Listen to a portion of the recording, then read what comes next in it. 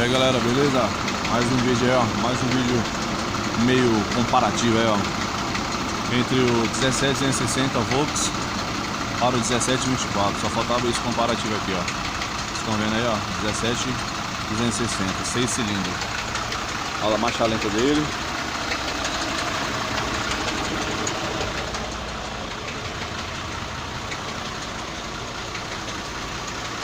Carrão ano 2014.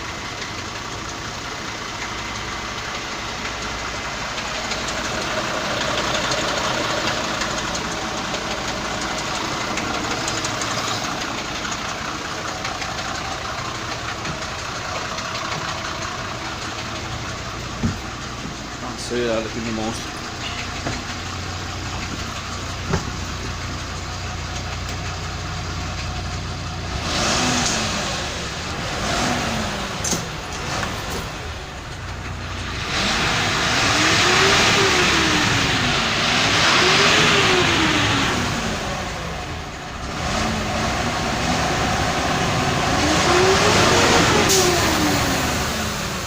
Isso aí, esse é o ronco do 17260. Agora vamos ali ver o 1724. Pera aí, dá uma abridinha aqui, pá.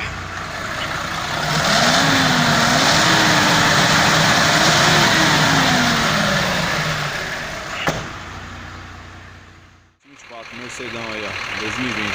Vou mostrar a diferença pra ele do 17260.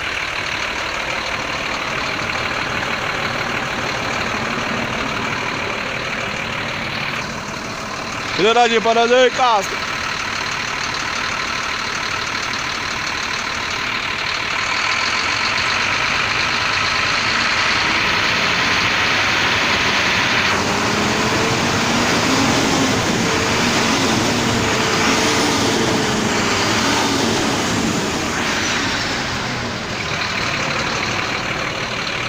Olha, 17224. Olha, tirar a dúvida de todo mundo, hein? Qual ônibus que é o melhor para trabalhar? Volvo, Mercedes ou Volks? Motorista, hein? Mercedes. Aí, ó, Mercedão, filho. Ninguém quer Volks e Volvo, só Mercedes. Aí, ó. A dúvida que todo mundo pergunta aí, ó, entre os ônibus aí, ó, Volvo, Mercedes ou Volks, Mercedes é 100% dos motoristas. Ó, tem um Volvo ali, quer? Não, deixa pra você que é mais jovem. Falando aí, pessoal.